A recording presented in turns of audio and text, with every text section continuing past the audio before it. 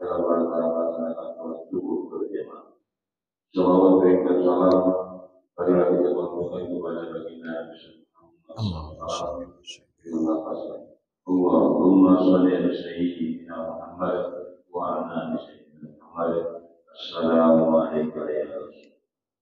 Bapak, Ibu, saudara yang kemudian yang bermanfaat menjelang sholat isya kembali kami ikuti kajian bersama DLC beliau dipersilakan.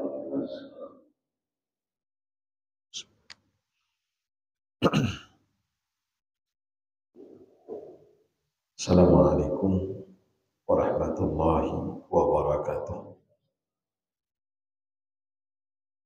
Alhamdulillahirabbil alamin.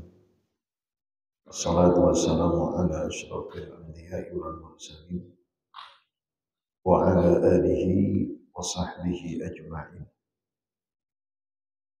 Subhanaka la ilma lana illa ma 'allamtana innaka antal alimul hakim. La haula wa la quwwata illa billahil aliyyil azim. Islah li sadri wa yassir li amri wahlul 'uqdatam min lisani yafqahu qawli. Amma ba'd. Alhamdulillah, puji syukur kita panjatkan kehadiran Allah Subhanahu wa taala atas izin dan nikmatnya juara pada subuh kali ini kita dapat bermuajah bersama untuk mengkaji dan menelaah serta melanjutkan apa yang telah kita kaji pada kajian yang lalu, masih dalam asnaf as-samaniyah al-gharib, orang yang berhutang.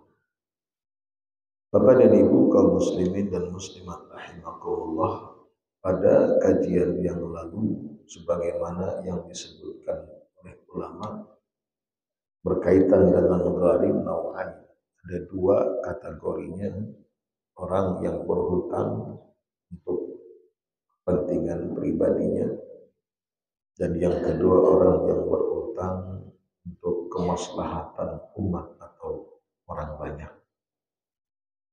Berkaitan dengan yang sifatnya individual, maka ulama dari pendapat yang terkuat membenarkan dan memperbolehkan untuk diberikan kepadanya zakat, tapi dengan syarat. Dengan syarat-syarat yang sudah kita sampaikan pada kajian yang lalu. Di antaranya, hendaklah yang berhutang itu memang untuk keperluan hal yang dibenarkan atau yang diperbolehkan di dalam agama. Bukan berhutangnya ia untuk kemaksiatan kepada Allah. Ini diantara apa yang disebutkan dan dijelaskan oleh ulama, dan ini sudah kita sampaikan pada kajian yang lalu. Kita lanjut. An-naw'u tsani, adapun kategori yang kedua, al-gharib li maslahatil ghair, orang yang berhutang untuk kepentingan banyak orang.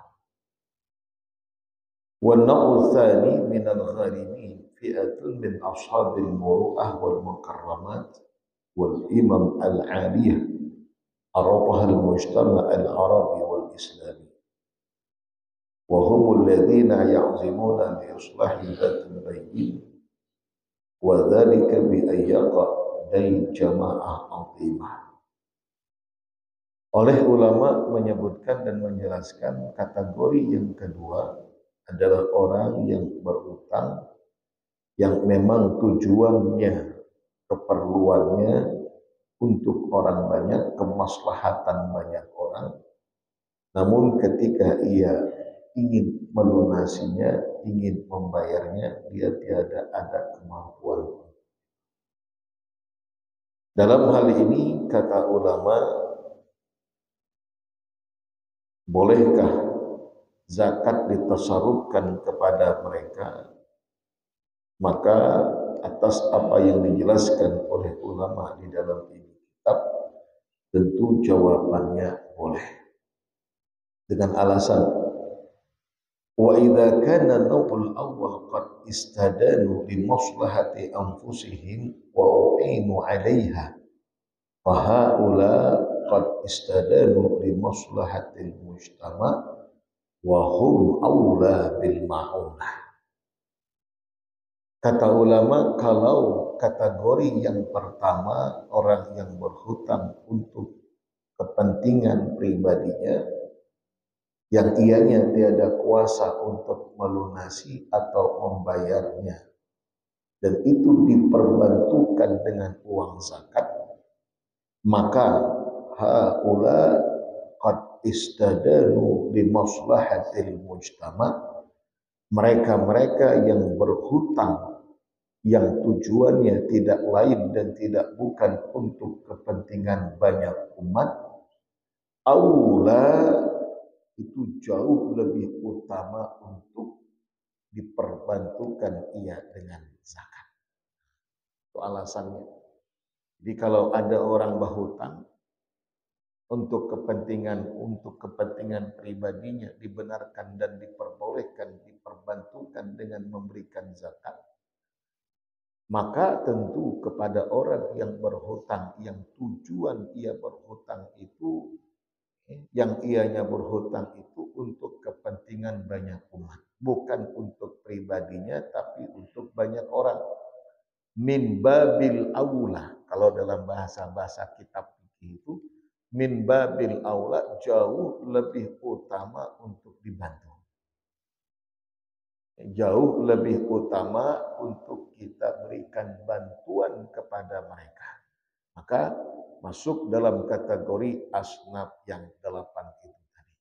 Gharim dalam arti kata orang yang berhutang yang memang hutangnya ia itu dengan kemaslahatan atau tujuan untuk kemaslahatan banyak orang. Nah, ini jelas tidak diragukan lagi, tidak ada perselisihan daripada para ulama membenarkan dan memperbolehkan dengan mereka untuk mendapatkan bagian daripada zakat karena mereka masuk dalam kategori asnaf. Ya, mungkin dengan pembangunan masjid, mungkin juga dengan pembangunan pesantren, berhutang material sekian banyaknya. Nah, itu boleh diberikan kepada mereka untuk melunasi hutang-hutangnya. Baik. Baqiya huna su'al hal yajuzu an yuqda dainal mayyit minaz zakah kama yuqda dainal hayy. Lalu timbul persoalan dan permasalahan, apakah dibenarkan dan diperbolehkan dengan uang zakat itu diperbayarkan hutang seorang yang ianya sudah wafat. Jadi ada orang meninggal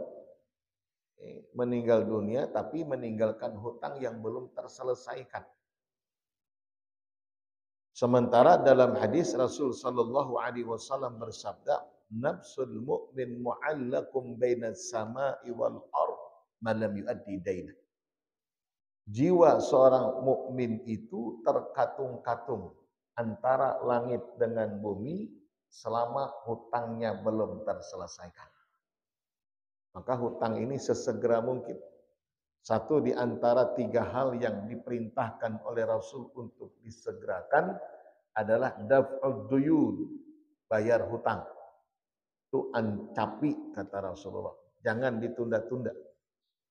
Kita kadang ada yang menunda-nunda bayar hutang, kaina haja. Padahal ada kemampuan. Hadis ini kata ulama bagi orang yang memang tidak ada keinginan untuk membayar.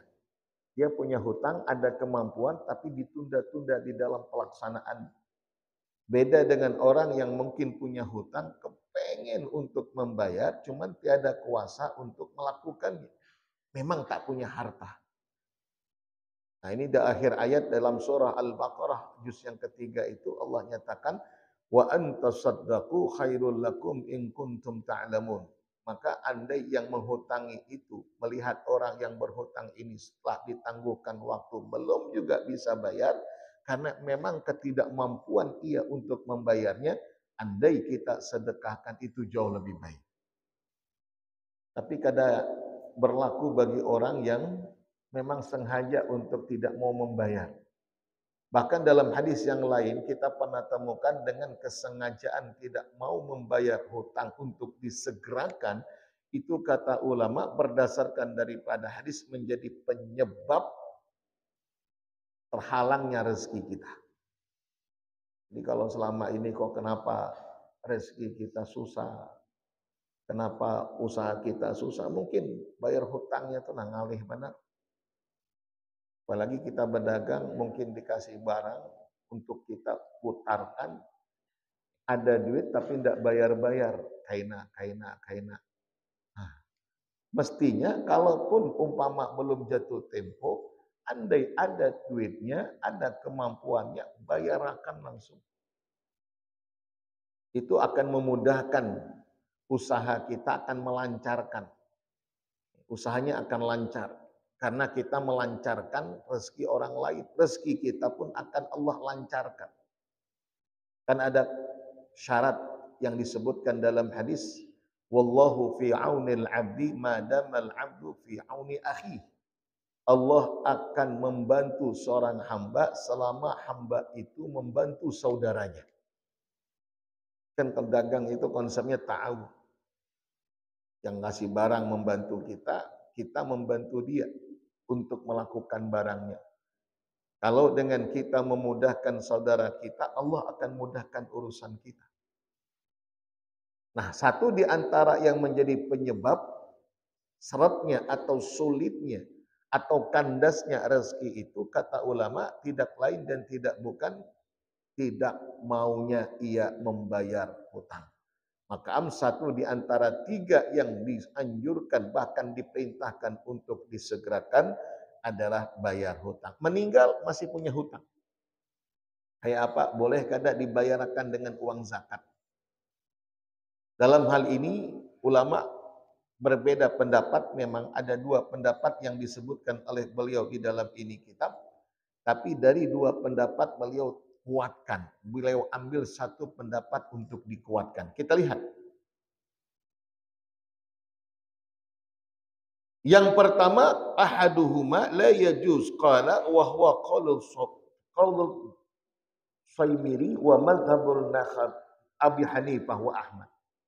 Ada pendapat yang tidak membenarkan dan tidak memperbolehkan. Sebab karena apa? Li'annal gharim huwal mayyit wa la yumkin nadaf'a ilaih. Karena yang berhutang ini sudah mati. Ada mungkin kita membayarkan hutang kita atau membayar wala yumkinu daf'u ilaih. Ada mungkin kita memberikan zakat kepada orang yang sudah mati. Wali anna daf'aha ila gharimihi huwa da'id. Lalu kemana kita untuk memberikan zakat ini? Kepada yang menghutangi. Nah, jadi mestinya ini uang, ini zakat berikan kepada gharimnya, yaitu siapa? Gharim yaitu yang berhutang. Nah, kebetulan yang berhutang sudah meninggal. Apa iya zakat kita berikan kepada orang yang meninggal? Tentu kata beliau jawabannya tidak. Mau tidak mau kita berikan zakat itu kepada yang menghutangi. Bukan lagi gharim tapi gharib. Bukan lagi yang berhutang tapi yang menghutangi.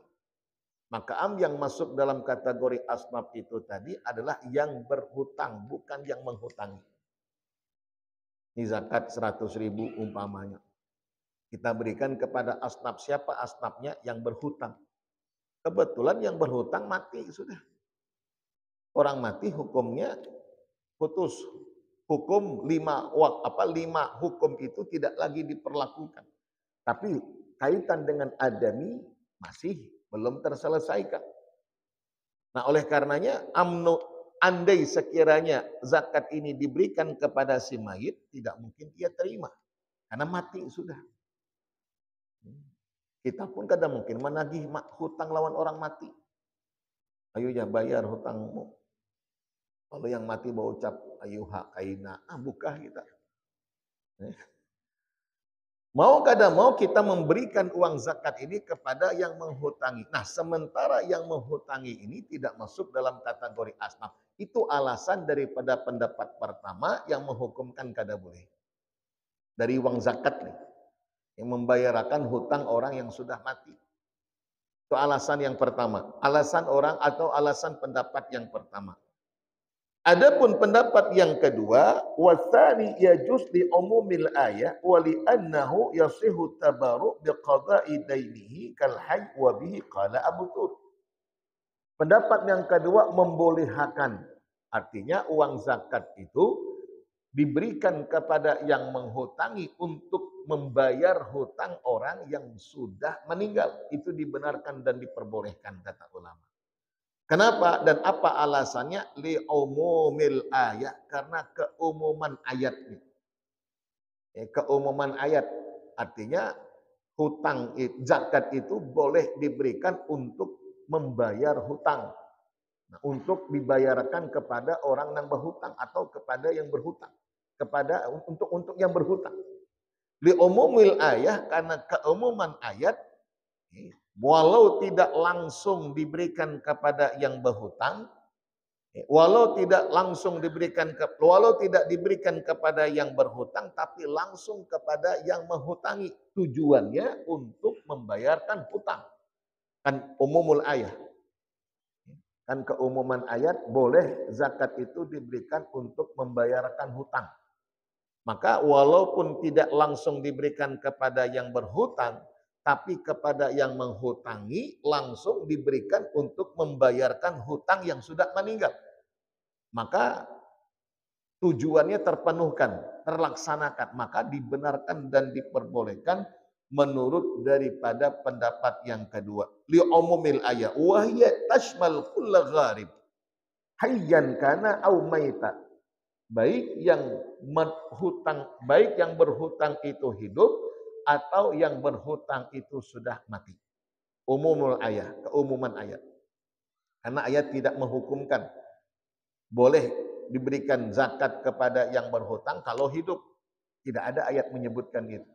Ayat hanya menyebutkan boleh diberikan zakat kepada orang yang berhutang. Artinya untuk tujuan membayar hutang. Maka baik ia sudah meninggal atau masih hidup, diperkenankan dan diperbolehkan selama tentunya tujuannya terpenuhkan. Nah, itu pendapat yang kedua yang membenarkan dan memperbolehkan. Dan ini menurut Dr. Yusuf Al-Qardawi, beliau menguatakan. Jadi dari dua pendapat ini yang beliau kuatakan adalah pendapat yang membenarkan dan memperbolehkan. Kita yang hidup ketika hendak mengeluarkan zakat diberikan kepada orang yang berhutang untuk kemaslahatan umat sekalipun dia sudah meninggal. Yang umpamanya kita datangi kepada orang yang menghutanginya, berapa hutang almarhumah? Nih uang zakat saya untuk bayarkan hutang almarhum atau almarhumah, itu boleh. Tak ada masalah. Pendapat yang kedua membenarkan walaupun yang berhutang itu sudah meninggal dunia. Karena kadang banyak orang yang sudah meninggal oleh keluarganya tidak banyak tahu, bahkan tidak mau mengetahui hutang-hutang. Nah, itulah kalau sudah masalah hutang beranaian semuanya. Tapi kalau sudah warisan kasahinya, di mana ada hartanya, oh di situ ada harta almarhum, sebidang tanah di Jalan Emboya kasahinya. Dulu saya masih ingat cerita di Emboya itu. Dulu waktu kita masih SD, cuman ingat kisahnya. Bahwasanya ada 1 meter tanah oleh seorang hamba Allah, 1 meter tanah itu kada dipermasalahkan. Lorong mana? Ada lorong Kenanga ya di sana. Nah, ada ya? Nah, karena sekitar itulah, karena saya ada teman di sana bercerita. 1 meter itu ada dimasalahkan. Sekian puluh tahun ke depan, 1 meter itu dicariinya, dipermasalahkan. Kenapa? Dahulu 1 meter kada berharga. Di Emboya wayah ini 1 meter berharga. ratusan juta nilainya.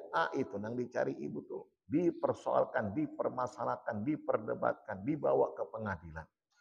Entah bagaimana si kelanjutannya, yang jelas kita berpikir dahulu kada ada permasalahan, karena masalahnya sedikit nilainya. Wayah ini dipersoalkan dan dipermasalahkan karena nilainya banyak. Itu kalau warisan, dicari ibu dulu.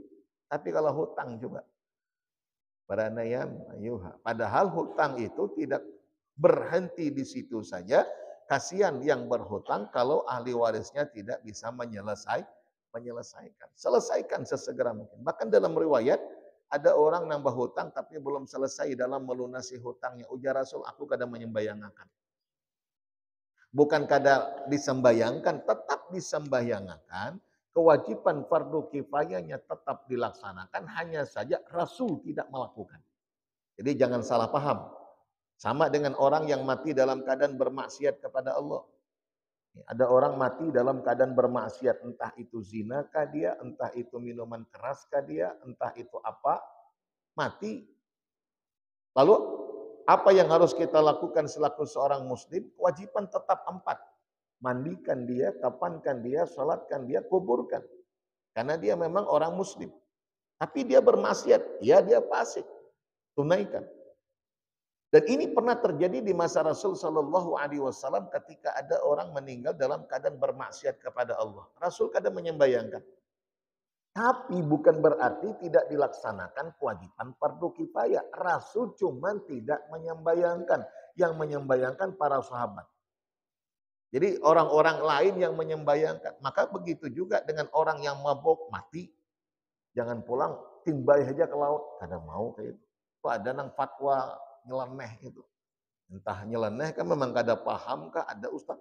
Timbai aja ke laut. Tidak. Itu timba ke laut berdosa seberatan kita. Karena fardu kifayah.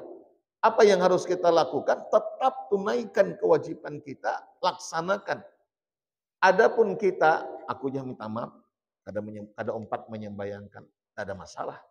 Tahu kita, matinya nih kada bujur, maaf cakap, ulun tidak berkenan menyembayangkan. Selesai, tidak ada masalah. Iya sama bunuh diri kah, ulun kada 4 menyembayangkan, kada masalah. Lalu siapa nama menyembayangkan? Yang penting laksanakan, seekong kah, 2 ekong kah orangnya, kada ada masalah. Paling kada kawan sepamabukannya. Kemudian mabuk lah, kawannya berempat umpamanya, mabuk mati seekong. Nang bertiga nang kasih 1 suruh nyembayangkan. Tuh sembayangkan kawanmu. Orang gak ada hendak menyembayangkannya. Aijah kenapa? Kayak apa kami? Ya itulah, tiwas. Mun hendak mabuk kaina juga, mati kayak itu pulang. Jadi pelajaran jadinya. Minimal itu 1 orang atau 2. Yang penting tunaikan. Adapun kita, maaf, ulun kada berkenan menyembayang. Boleh. Karena Rasulullah tidak ikut menyembayangkan orang yang hutangnya belum selesai, orang yang bermaksiat kepada Allah. Tapi kewajiban fardu kifayatnya tetap dilaksanakan. Karena namanya fardu kifayah itu kalau dikerjakan, kalau dilaksanakan, saqata 'anil jami', gugur kewajiban itu atas yang lain. Yang penting laksanakan. Itu minimal keluarganya. Itu minimal tadi. Andai keluarga yang kada bujur umpamanya, itu minimal saya kongkah 2 kongkah menyembayangkan, selesai. Yang penting gugurkan kewajiban itu. Padahal dalam hadis orang yang meninggal kalau tidak kurang dari 40 orang yang menyembayangkan, dan itu sebab karena mengharap ridha Allah. Awas, dalam hadis disebutkan mengharap ridha Allah, bukan karena amplop. Ini ada juga yang sembayang banyak orangnya karena memang banyak amplopnya. Apalagi isinya 50, 100 ribu, apakah ada semangat orang menyembayangkan? Itu karena amplop, bukan keterpanggilan hati. Ada orang yang terpanggil hatinya untuk menyembayangkan. Ulama-ulama kita, Masya Allah, banyak yang menyembah. Itu. Wajabat lahu syafaati, kata Rasul, berhak ia untuk mendapatkan syafaatku dari kelak pada yaumul. Artinya di dunia itu sudah dijamin oleh Rasulullah dengan banyaknya orang yang menyembayangkan. Terpanggil hatinya itu. Nah kalau yang menyembayangkan cuma 2 orang, 3 orang, jauh sangat daripada hadis Rasulullah Sallallahu Alaihi Wasallam yang disebutkan dan dijelaskan oleh Rasulullah. Nah itu menjadi pembelajaran bagi yang lain, terutama yang wafatnya ia di dalam bermaksiat kepada Allah. Baik, sebelum kita lanjut, kita buka tanya jawab umum sifatnya, masih ada waktu kita sekitar 15 menit ya. Baik, 10 menit. Baik, silakan kalau memang ada.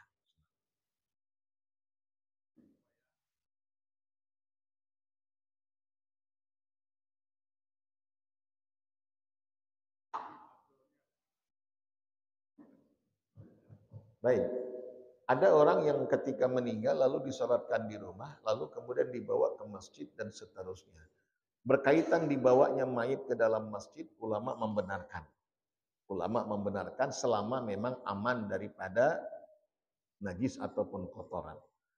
Itu ulama membenarkan atau memperbolehkan. Hanya saja kalau dengan kita ikut menyolatkan atau menyolatkan di rumah itu sebenarnya untuk menggugurkan fardu kifayah. Artinya fardu kifayahnya sudah gugur. Ketika disolatkan yang pertama itu fardu kifayahnya gugur. Itu biasanya kadang-kadang mungkin mereka yang meninggal kondisi tubuhnya, kondisi jenazah jasadnya apa namanya ya pokoknya sulit untuk dibersihkan untuk dibersihkan, kalaupun dibersihkan khawatir nantinya akan kembali lagi bernajis dan seterusnya. Itu dalam kondisi yang seperti itu biasanya. Jadi disolatkan untuk menggugurkan kewajiban fardu kifayahnya. Lalu untuk kemudian dibawa ke masjid, kembali lagi disolatkan. Boleh apa tidak? Tak ada masalah. Nah hanya saja yang menyembayangkan itu beda orang. Ya, nah sekarang di rumah kita sudah sembahyangkan Allahu Akbar. Kita yang menyembayangkan Allahu Akbar. Bawa ke masjid kita pulang makruh hukumnya. Jadi satu jenazah disolatkan berkali-kali itu tidak ada masalah. Bahkan bagus kalau yang menyolatakannya mukhtalifun, orang berbeda. Tapi kalau satu jenazah berkali-kali disolatkan dengan orang yang sama yang menyolatkan, makruh hukumnya. Jadi kalau kita sudah menyolatkan di rumah, di masjid jangan umpat lagi. Atau di tempat lain jangan ikut lagi.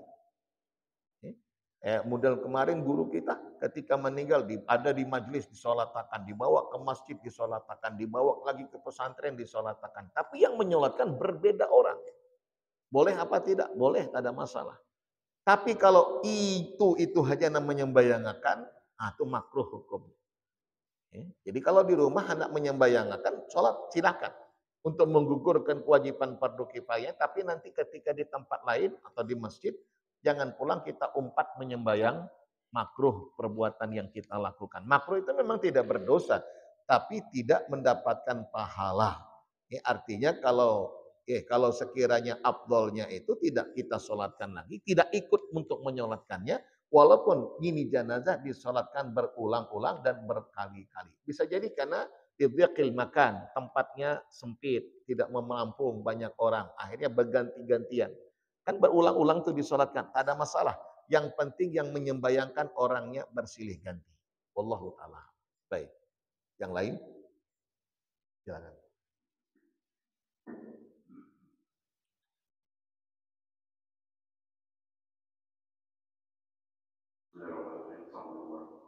Waalaikumsalam.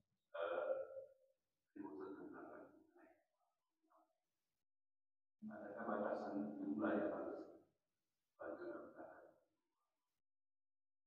Kemudian kedua, dengan sholat, kalau kita sholat syirik, buku dan asar, dan diwajibkan baca Al-Quran. Apakah ayatnya sunnah? Atau buku kita baca Al-Quran? Atau berapa Assalamualaikum. Baik, adapun pertanyaan yang pertama saya bacakan nasnya. Yu'tal gharim li maslatihi qadra hajatihi wa hajatuhu huna hiya qada'u dainah. Diberikan zakat kepada orang yang berhutang untuk apa? Qadra hajati sesuai dengan kebutuhannya. Berapa kadar banyak zakat yang kita berikan sesuai dengan kebutuhannya. Dan kebutuhannya seberapa? Wahia qada'u daini, berapa dainnya, berapa hutangnya boleh kita bayarkan. Jadi bukan berarti 100 ribu aja, hutangnya 1 juta umpamanya. Aja aku bisa nyung 200 ribu kalau memang zakatnya sedikit. Kalau zakatnya banyak, Tak ada masalah 1 juta hutangnya, bayarkan, tidak ada masalah. Yang penting itu sesuai dengan qadra hajatihi. Jadi berapa banyaknya qada'u dain, berapa dainnya, berapa hutangnya, itu yang kita mampu bayarkan, silakan. Tidak masalah. Itu sama dengan pembagian fakir miskin. Kadang-kadang kan kita pukul rata. Sekira-kira kalau dengan kita memberikan kepada fakir miskin dengan nilai yang tidak sama, boleh apa tidak? Boleh. Tidak ada batasan harus sekian jumlah yang kita harus berikan kepada mustahik. Andai berbeda nilainya, jumlahnya, tak ada masalah.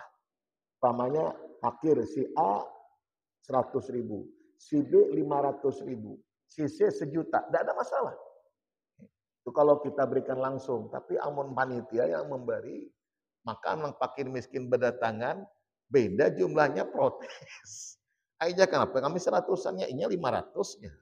Nah, itu sulitnya.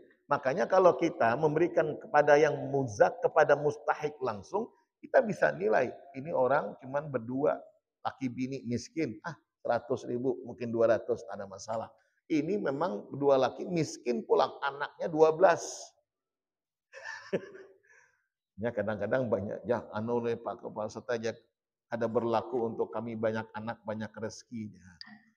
Anak itu ya rezeki, itu ya anak gitu kan. Dalam Al-Quran itu ada, apa kata Allah?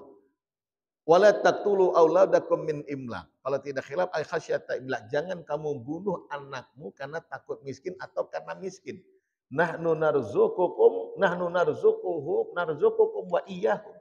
Kami kata Allah yang memberikan rezeki kepadamu dan juga kepada anak-anakmu. Artinya ada rezeki anak itu. Makanya ada istilah rezeki anak. Rezeki itu kan ada 8 yang disebutkan oleh Allah di dalam Al-Quran. Ada rezeki pernikahan. Dahulu belum menikah, walaupun punya banyak penghasilan, habis kayak itu aja. Tapi setelah menikah, Masya Allah, berkembang usahanya.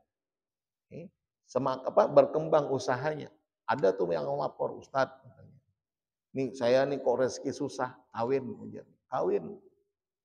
Belum juga susah. Masih juga melapor susah. Pak, kawin pulang. Masih juga susah ekonominya, suruhnya kawin pulang sampai 4 bininya hanya sugihinya. Tapi jangan ditiru, jangan pula dijadikan patokan kada. Itu memang rezeki, ada rezeki pernikahan.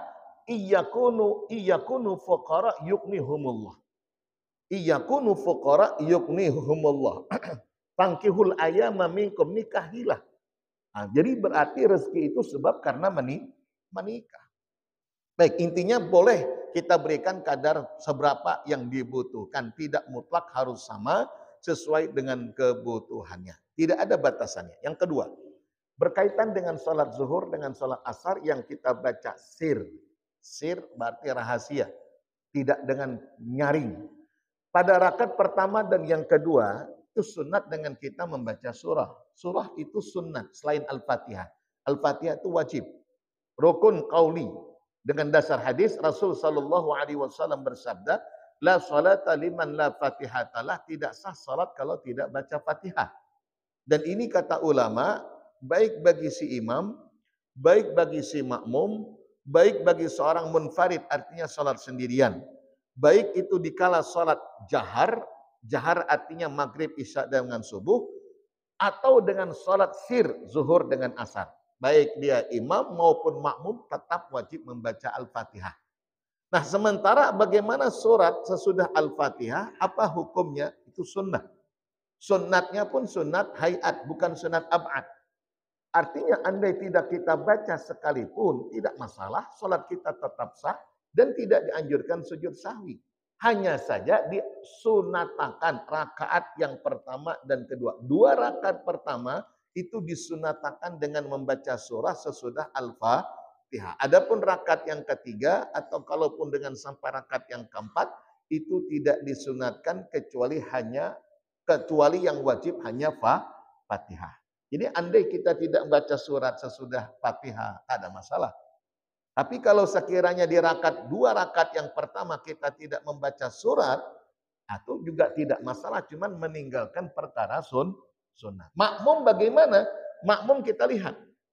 Kalau salatnya salat jahar, maghrib, isya dengan subuh, imam baca Fatihah kita dengar. Imam baca, lalu selesai imam baca Fatihah, kita yang membaca Fatihah. Selesai kita baca Fatihah, itu kan imam lanjut dengan surah. Nah, ketika imam lanjut dengan surah, kita jangan sibukkan dengan surat. Kita cukup dengarkan bacaan imam. Mengamalkan ayat Al-Quran di mana Allah berfirman, wa idza quri'al Qur'an fastami'u lahu wa ansitu la'allakum turhamun. Ketika Al-Quran dibacakan, maka dengarkan kata Allah. Nah, jadi yang wajib itu hanya Fatihah. Selesai waladhdallin amin. Selesai diam. Jangan sibuk imam baca Fatihah, imam baca surat Qul huwallah, ini baca sabbihisma rabbikal a'la. Oh, panjang daripada imam ini. Nah, enggak usah sibuk dengan baca surat. Cukup dengarkan bacaan imam, tapi Fatihah jangan ditinggal. Nah, itu kalau di rakaat yang kedua. Apa dua rakaat yang pertama? Adapun rakaat yang ketiga kan imam sir itu bacanya. Baik pada sholat maghrib, sir. Nah, kita cukup baca Fatihah. Makmum juga baca Fatihah. Nah, kalau dengan sholat zuhur dengan asar, imam sesudah baca Fatihah, kan baca surat. Kita sesudah baca Fatihah, baca surat apa tidak? Baca. Semampu kita. Jangan dikosongkan waktu tanpa zikir. Umpamanya kita sudah ghairil maghdubi alaihim waladhdallin amin. Imam belum rukuk nih. Baca ayat, baca surat. Bismillahirrahmanirrahim. Apa yang kita bisa? Qul huwallah. Baca qul hu. Kenapa kita baca? Karena kita tidak mendengar bacaan imam. Daripada kita diam, kan diam nih. Imam tidak terdengarkan bacanya karena memang sholatnya sir. Apa hanya kita sebatas diam saja? Justru makruh hukumnya kalau tidak diisi dengan zikir. Jadi baca Fatihah, lanjut dengan bacaan surah kita. Ikut aja imam. Nah, makanya sholat suratnya jangan terlalu panjang. Ya tadi imam suratnya Al-Ikhlas, kita sabbihisma rabbikal a'la. Ya, karena itu hukumnya sunnah. Jadi memang kata ulama, mana yang afdol sekiranya dengan kita membaca ayat panjang ataupun membaca ayat panjang tapi tidak sempurna dibandingkan dengan satu surat tapi pendek sempurna. Jauh lebih afdol satu surat sempurna kita baca ketimbang panjang ayat tapi tidak sempurna ayat, tanpa tidak sempurna suratnya. Itu kata ulama. Wallahu taala.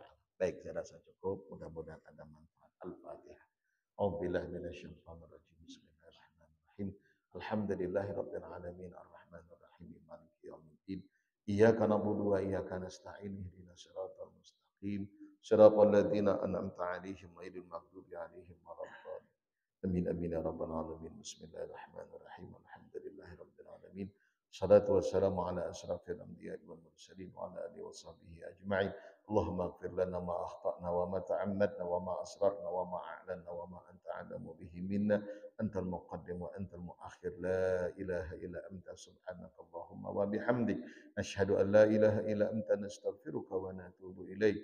Wa sallallahu ala sayyidina Muhammadin nabiyil ummi wa ala alihi washabihi wasallam. Alhamdulillahi rabbil alamin. Assalamualaikum warahmatullahi wabarakatuh. Allahumma salli ala sayyidina Muhammad wa aslil zalimin bil zalimin. Allahumma salli ala sayyidina Muhammad wa aslil zalimin bil zalimin.